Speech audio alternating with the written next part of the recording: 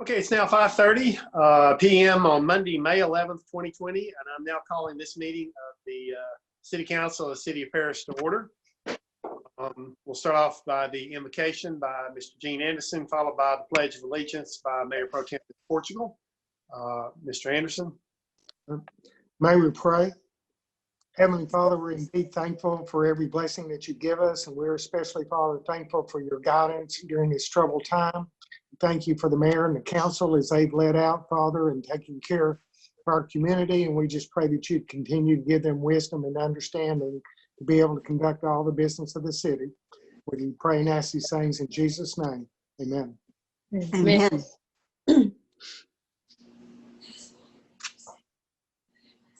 I pledge allegiance to the flag of the United States of America and to the republic for which it stands, one nation under God, indivisible, with liberty and justice for all. Thank you. Which brings us to the Citizens Forum. Due to the governor's proclamation and order and the declarations of disaster issued by the City of Paris, Lamar County, Texas, on March 24th, 2020 and March 26th, 2020, relating to the global COVID-19 pandemic, the meeting will be held by video conference or telephone conference, and there will be no on-site gathering. Consequently, persons desiring to address the council must submit their comments by email to jellis@paristexas.gov no later than Monday, May 11th, 2020 at 12:00 p.m. Ms. Ellis, do we have any emails of anyone who wishes to address the council? No, we did not receive any. Okay, unless an item is posted on the agenda, the Texas Open Meetings Act prohibits the council from responding to any comments other than to refer the matter to a future agenda, to an existing policy, or to a staff person with specific factual information claims against the city. Council members or employees, as well as individual personal appeals, are not appropriate for citizens forum. Is there anyone on the call today who wishes to address the council? If so, click the raise your hand button and you will be recognized. Mr. Thrasher, do we see anyone there? Do not see anyone at this time. Okay, the citizens forum is now closed.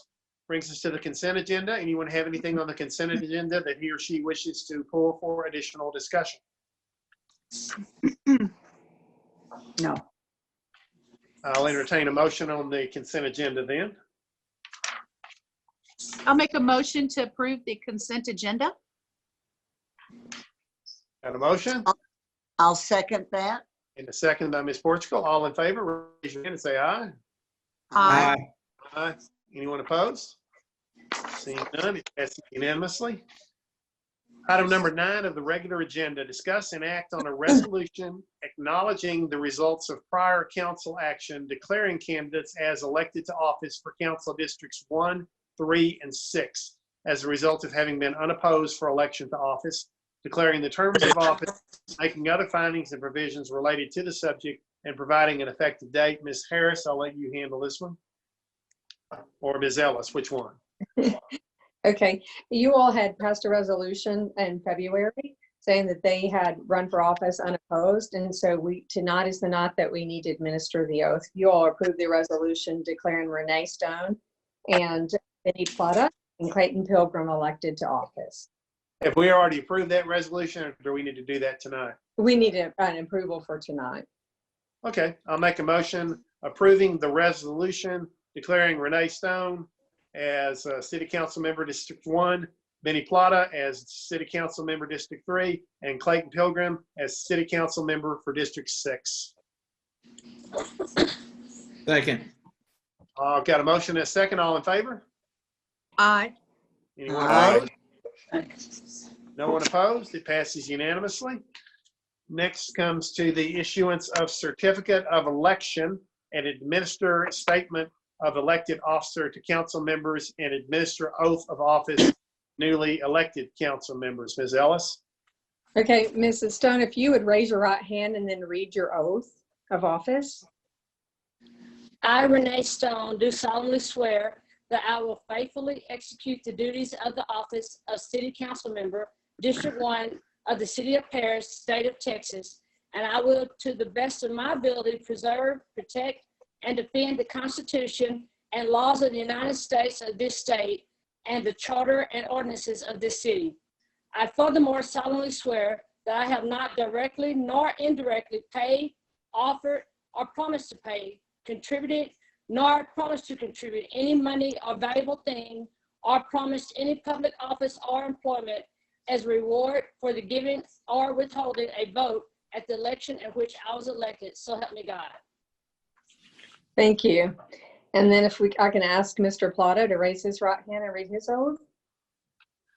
I, Benny Plata, do solemnly swear that I will faithfully execute the duties of the office of City Council Member, District 3 of the City of Parish, State of Texas, and will do to the best of my ability preserve, protect, and defend the Constitution and laws of the United States and of this state and charter and ordinances of this city. And I furthermore solemnly swear that I have not directly nor indirectly paid, offered, or promised to pay, contributed, nor promised to contribute any money or valuable thing, or promised any public office or employment as a reward for the giving or withholding a vote at the election at which I was elected. So help me God. Thank you. And now I'll ask Mr. Pilgrim to raise his right hand and read his oath. I, Clayton Pilgrim, do solemnly swear that I will faithfully execute the duties of the office of City Council Member, District 6 of the City of Parish, State of Texas, and will to the best of my ability preserve, protect, and defend the Constitution and laws of the United States and of this state and the charter and ordinances of this city. I furthermore solemnly swear that I will have not directly nor indirectly paid, offered, or promised to pay, contributed, nor promised to contribute any money or valuable thing, or promised any public office or employment as a reward for the giving or withholding a vote at the election at which I was elected. So help me God. Thank you. Thank you all very much. Congratulations, y'all. Have you on the council for another 2 years. All right, next is item number 11, discuss and act on an agreement with the Southern Drag Boat Association for use of Lake Crook on June 6th through 7th, 2020 for a drag boat race event, implementing COVID-19 measures, and authorize the city manager to execute all necessary documents. Mr. Path, you want to explain this to us, sir? Yes, 2 weeks ago, Paul Allen with the Chamber approached me and informed me that the Southern Drag Boat Association has, for a number of years, had their racing event at Lake Crook. And obviously, with COVID-19, there were some issues with spectators and so forth that they brought to our attention. This is all prior to my arrival, but I think there was at one point consideration of canceling the event, but they did decide to go ahead and proceed with the event, which obviously, from what I understand, again, I've not been here in the past, but from talking to members, staff, and other individuals, it's been a very good economic opportunity for the community through sales tax, hotel occupation tax, which have all, hotel occupation tax particularly been taking a hit this year. So they did ask that they would like to proceed. We have the draft agreement in front of you. They will provide certain measures. They will manage the event. They will, let's see here.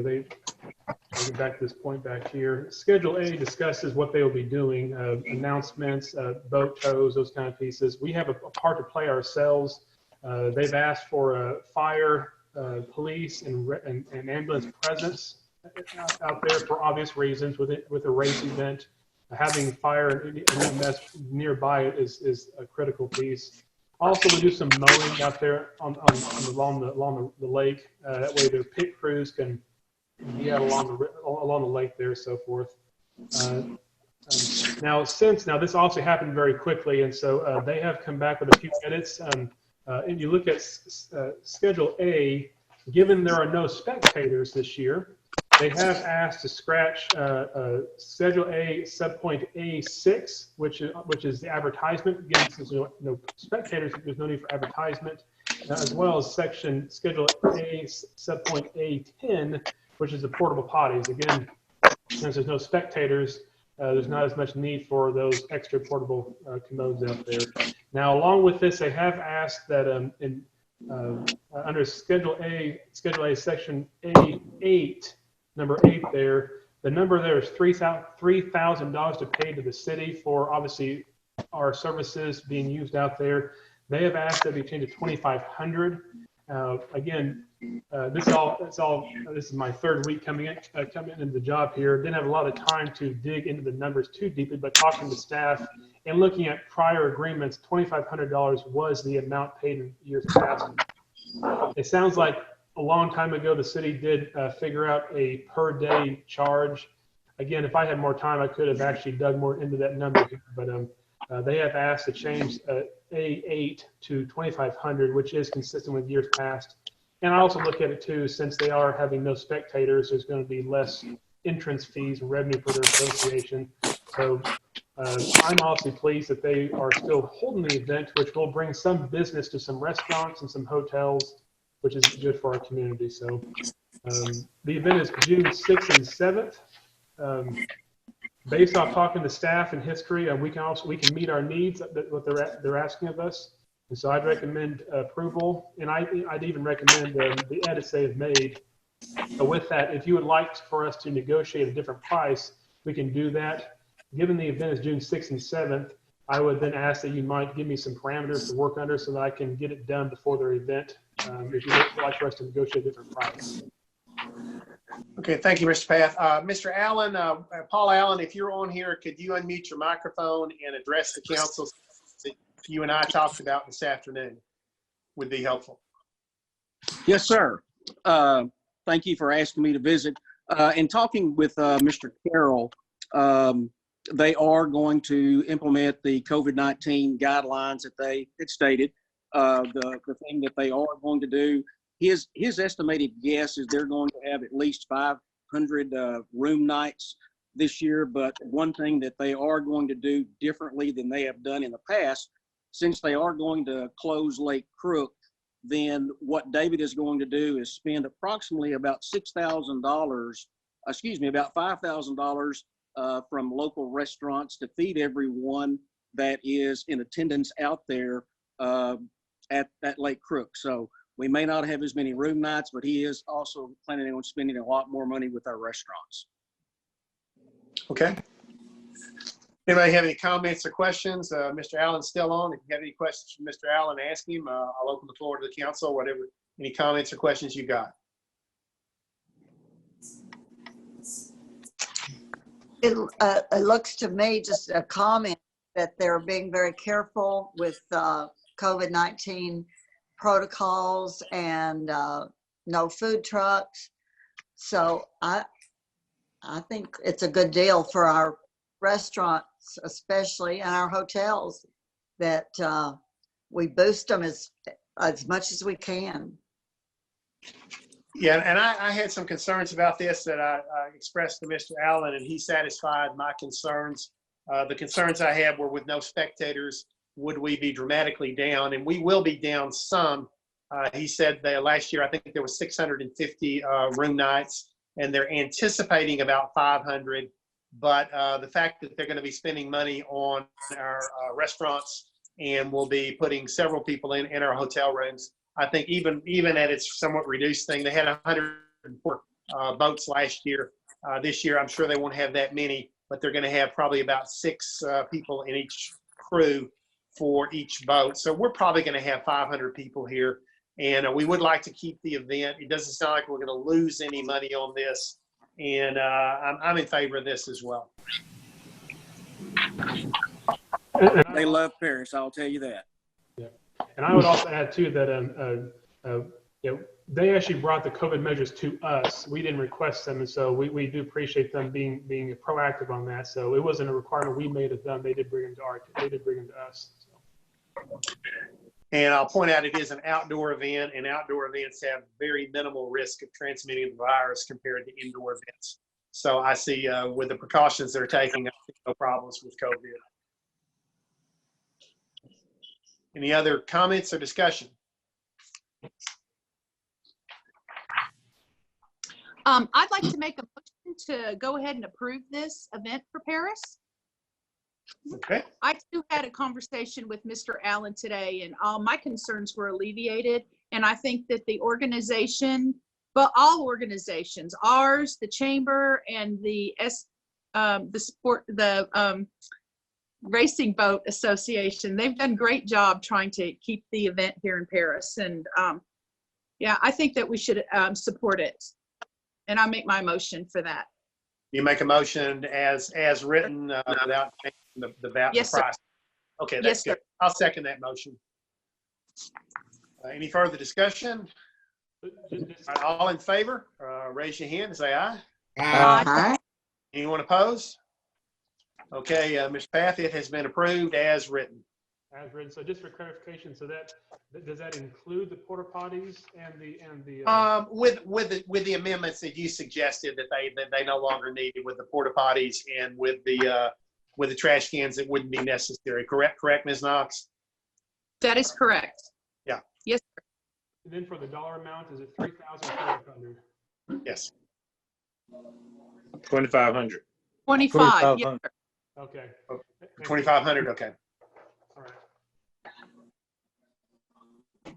All right. Hey, Next Mayor, is, Mayor, I have a request real quick. If you're on the call and you're not talking, can you mute? We can hear you drinking water and eating candy bars. I don't know. It's all different noises. And it's kind of hard to hear Mr. Path when he's speaking, or the mayor or anybody else when they're speaking. If you can mute your microphone when you're not talking, please. Okay. Item number 12, discuss and act on a resolution regarding the Encore Electric Delivery Company's LLC's application for approval to amend its distribution cost recovery factor to increase distribution rates within the city. Mr. Anderson, you want to go over this with us? Sure. In early April, Encore requested an increase in their rate applies to distribution. This is something they've done numerous times in the past. And what staff is recommending is that we initially deny this rate increase and give us time to study the rate increase and see if it's justified or not, and then come back with the council with those findings. Okay. Any discussion or questions from Mr. Anderson? All right. I'll make a motion. We adopt the resolution denying the Encore rating as described in our package. I second. All in favor? Aye. Anyone opposed? All right, we have denied it.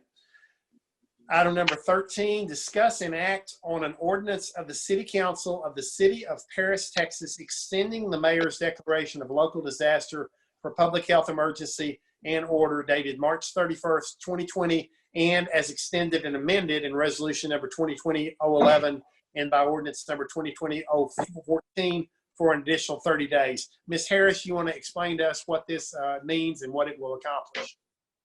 We'll be glad to do that. In order to be eligible for certain reimbursements and aid from the state and federal government, you have to have an emergency declaration in place.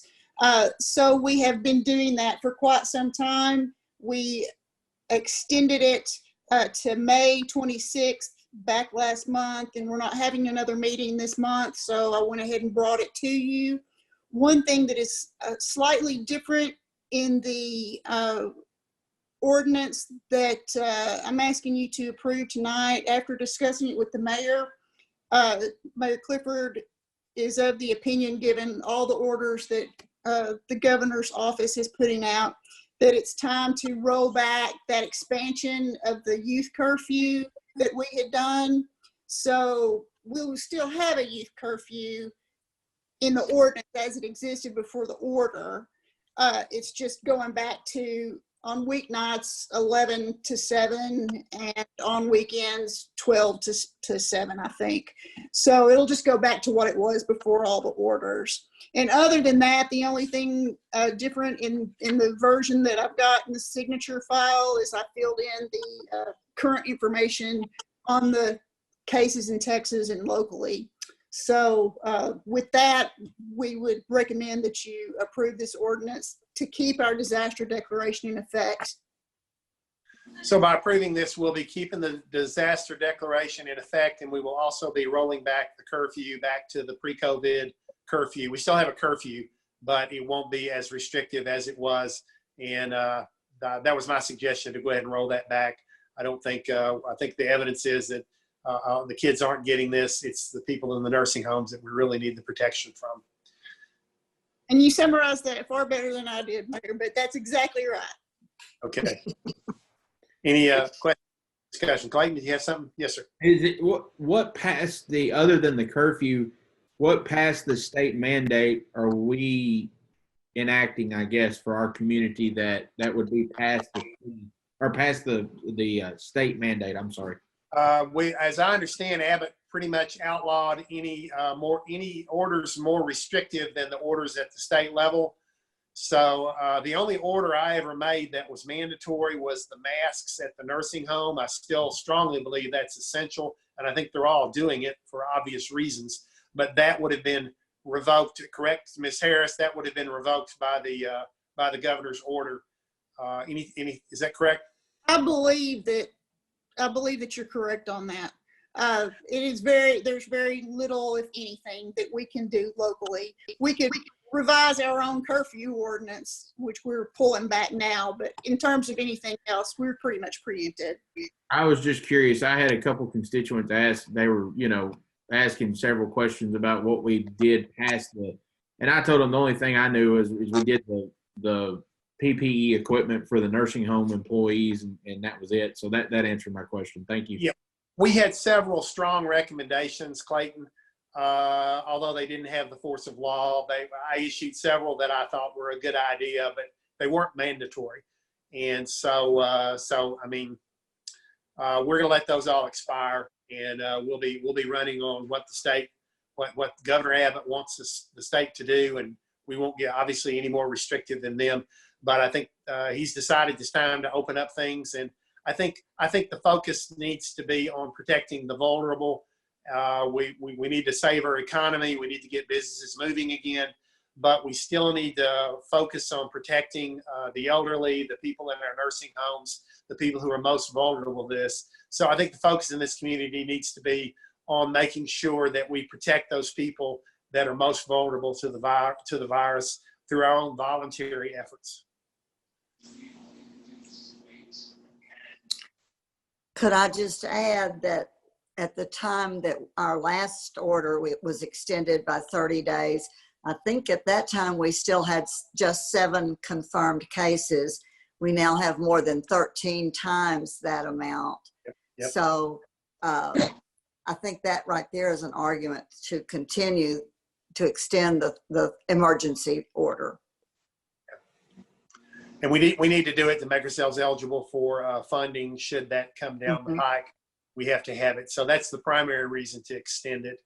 And basically Abbott's taken away any power we have to make any restrictive orders, which is certainly his prerogative, and it removes the obligation from us. So, but I think extending the order is pretty essential right now. And Mayor Clifford, my understanding is that the governor is going to continue to extend the state's disaster declaration and kind of extend it indefinitely over time. I see no reason that as long as the state of Texas is under a disaster declaration, we wouldn't want to also follow suit and be under a local disaster declaration for the purposes of that funding. Yeah, I just want to make sure people understand that we're not passing anything restrictive on the city of Paris. We're just doing this in order to stay eligible for aid should it be necessary, should it come down the pike. Correct. And the only thing in this is an extension of that disaster declaration and a rollback of the increased curfew. There's no order in here. Yeah, and the curfew was something that we did earlier in response to this at the request of the chief of police. And I think we have the ability to roll that back now, and that's my intent to do that. Any other questions or discussion?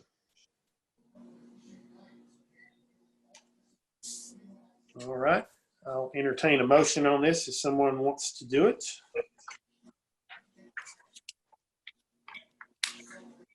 Mayor, I'll make a motion to approve the as written the extension of the declaration.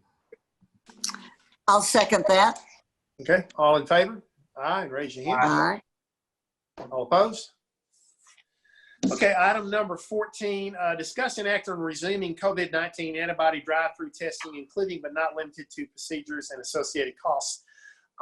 This is something I put on the agenda. We had about 1,500 of the antibody kits. I'm still very glad we didn't order more. for a variety of reasons, but we still have these kits. I had canceled the antibody testing at the time at the outbreak in the nursing home for a couple of reasons. The main reason, though, was we didn't have any significant community spread in our community, and it was not going to be very beneficial to test for antibodies at that point. We've subsequently had outbreaks at 3 separate nursing homes, and we're having, looks like 2 to 3 cases of random community spread every day. And so there are people in our community who would like to know whether or not they have had COVID-19 and will have antibodies against it, and that it might have some, it might be helpful for some people to know that. That's what antibody testing is being done for right now. To say, I had an illness a few weeks ago, I recovered, I was never tested, and I want to know whether or not I have COVID, or I had COVID, and whether I might have some element of immunity to it. We have these kits. I think now is the time to start the testing, and I would propose that we open it up possibly as soon as this coming a week from tomorrow. We thought about going it Tuesday, Wednesday, and Thursday. I don't know how much interest there will be. My thought would be to open it up on a week from Tuesday. If it fills up, open it up for Wednesday afternoon, and if it fills up, open it for Thursday afternoon. We still have quite a few of these kits, and we can test a lot of people. So my proposal is to go ahead and get this going using the kits that we have. The other question is whether or not I had proposed just continuing to charge what was actually below our cost of $25, what it costs us to do this. I still think that's not a bad idea. If you try to get this test at a local outpatient ER, it's $170 or $180. And if your insurance covers it, you can get it there anyway. But for the people that don't have insurance or just want to be tested, I still think charging a nominal fee of $25 makes sense. So I'll open this up for discussion. Anybody have any questions, feel free to shout it out. Yeah, I have a couple of questions. What is that testing that's being done over there by the fire station? Yeah, Ms. Plata, that was the PCR testing. That's a nasal swab test where you're actually testing for the presence of the virus. And that's the type testing you want if you think you may be currently infected. That was why that sort of testing was very, very important. This is the tests that we have are for the antibodies. Right. And the antibodies test to see whether you've had it in the past and whether your body has developed an immune reaction to it. We have very limited experience with this, but I think our experience was paralleled what most antibody tests are. To my knowledge, we had 4 people come in during the trial run who had documented infections with COVID. We knew it, we documented, we invited them to come in. We tested these 4 people, and 3 of the 4 people, as I understand, were positive for the IgG antibody, which means that 1 of the 4 people was not. And that doesn't mean there's anything wrong with the test. It means that particular person just didn't happen to develop an antibody. But I think that the test does have some usage for people who want to know whether they have had it. Let's say you had an infection or some sickness 3 weeks ago and it was pretty bad and you never got tested, and now you're thinking about going back to work and you just kind of like to know if maybe that infection was in fact COVID. So that's what these tests I think can be used for most appropriate. Right. Hey, my other question was, I hate to even bring this up, but all the flack you received, are you gonna have the same place? Yeah, I believe it'll be. That's where they planned it out. They did an extremely good job disinfecting that. They used double the amount of disinfectant. They only schedule it for 2 hours in the evening when no one was there. No one goes in the school. But yeah, I caught a lot of. I didn't have any part in that decision, but I do believe that they have done a good job of safely doing that. I mean, they had the more invasive type of test at the fire station on Friday and Saturday, and they did a super job of disinfecting that. So I don't anticipate any problems with that. Okay. Any other questions? Any discussion? Yes, the ones at the fire station. I mean, not knowing anything about that, who paid for it, who knew about it, and because I heard about it on the street through talk, but how did that transpire? After the conversation that Ms. Portugal and I and several of the city people and the county people had with the state authorities, and we told them the situation we had here. We didn't have testing, and we had an outbreak in a nursing home and possible outbreaks in other nursing homes, and we really needed testing. That was when the state responded by sending us 400 tests, many of which have already been used. This mobile unit was a part of that response, as I understand, that they have this mobile unit, and they sent it because we did have a need to test people who were symptomatic to see if they had it. So that's how that happened, and it got publicized as soon as the details of it were out. It was in all the media, but yeah. that's how that came to pass, as I understand it. All right. Any other questions? All right, well, I'll make a motion that we resume the COVID-19 antibody drive-through testing, presumably as early as a week from tomorrow on Tuesday. I'll second that motion. Ms. Portugal, you have a discussion question? Well, yes, I don't think we decided whether we're going to charge or not. And I think it's a good idea to charge what we were going to charge before. Okay, I think that's a good idea too. Mr. Plata, is your motion, would that be to keep the charge at $25? Exactly. I thought that was what we understood. I thought that's what he said first. Yes. I agree. I hadn't clarified that. I apologize. But I do think that's appropriate. And if we have some people, I think, that are in dire financial straits, and I think the city would certainly consider doing some free of charge as needed on a case-by-case basis, certainly. All right, any other discussion? We got a motion and a second then. All in favor? Aye? Aye. Anyone opposed? No one opposed, it passes. And item number 15, any future events we want to discuss? All right, Mr. Path. Yes, next week is National EMS Week, it's Emergency Medical Service Week, and every year they usually have events, trainings for children, a meal for the paramedics and EMTs. Obviously, with COVID-19, they've been very busy this year, and also with COVID-19, they obviously cannot meet to do the normal events they do. But I would like to just publicly honor and recognize our EMS personnel, the frontline responders who do go to the homes and take care of people and get them to the hospitals and everything. Obviously, putting their lives at risk, and so I do want to thank them for what they do. And so I just like to encourage all the citizens and the media to next week, if you see a paramedic or EMT, thank them and our staff, and think about them next week. Thank you, Mr. Path. Anything else on future events or discussion? Yes. I've had a couple of complaints about, I know with the COVID, we hadn't been discussing much about the street projects that are going on. I've had a couple of questions from the community about that. So we'd like to discuss what's going on with the street projects. And I know when John was here, we had discussed a couple of things about making couple of changes, but just getting with discussing the street projects and how that's going. Okay, are you talking about how the projects are progressing, or are you talking about any quality or problems with the existing streets? Well, we were trying to discuss about maybe doing some streets that, I know Fitzhugh is one of our main careways, especially to the hospital and all that. And it's speaking to road workers and then the public complaining.